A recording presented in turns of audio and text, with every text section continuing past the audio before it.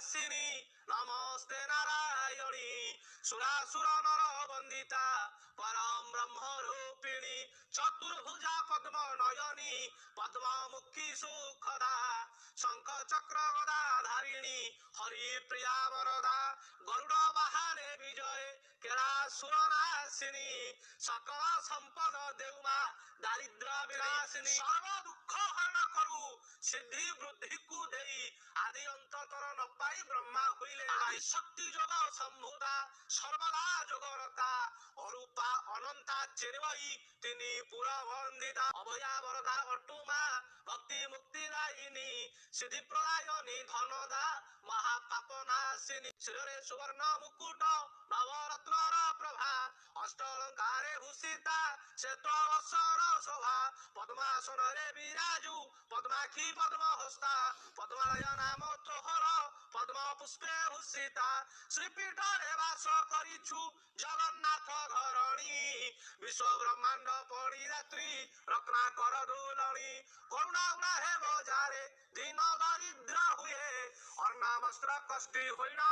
नरक गति पाए जारे करू तू सुदया चतुर्वर्ग लभई धन जन गोप लक्ष्मी जे निरंतरे बड़ई धनहीन जन संसारे खाए मृतक प्राय जस कीर्ति ज्ञान धन को मागे तोहरी पाए मनोरत्न सिद्धि कराई मरे कर करुणा ब्रह्मा विष्णु शिव पूजिता बारे नही मरा सकल अमर गहने आपणे सुरपति सजल नयने भक्ति रे सदा करंती स्तुति राजगृह रे राजलक्ष्मी स्वर्ग रे जय लक्ष्मी ज्ञान प्रदान रे शारदा गृह रे गृह लक्ष्मी कलाशपुर रे रहिचु हेमवती बोलाई यशवंती पुरे सावित्री नाम रे ख्यात तुई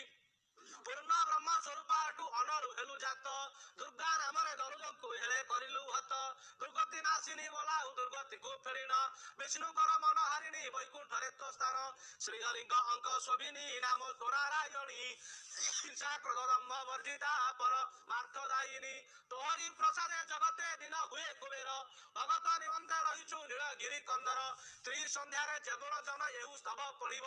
धर्म अर्थ काम मुख्य जे चतुर्वर्ग लभिब राजराजेश्वरी होइब जेहु पड़िब नीति अपुत्री पुत्रवती होई खेलाइब संतति सकल शास्त्र पुराण ज्ञान उदय हेब नीति सूचिवंत होइन जेहु तरे पड़िब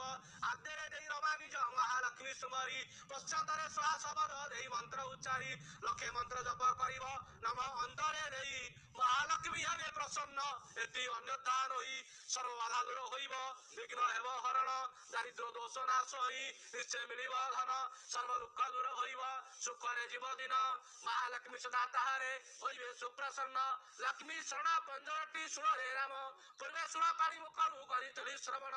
अति गोपद कथा एहु काहे कहिबो नाही शिष्य भगत बखाणीबु शुण ब्रजत नहीं कमला कमल चरणे मन रख निश्चले पद्मवन रही अच्युत भावई निरंतरे।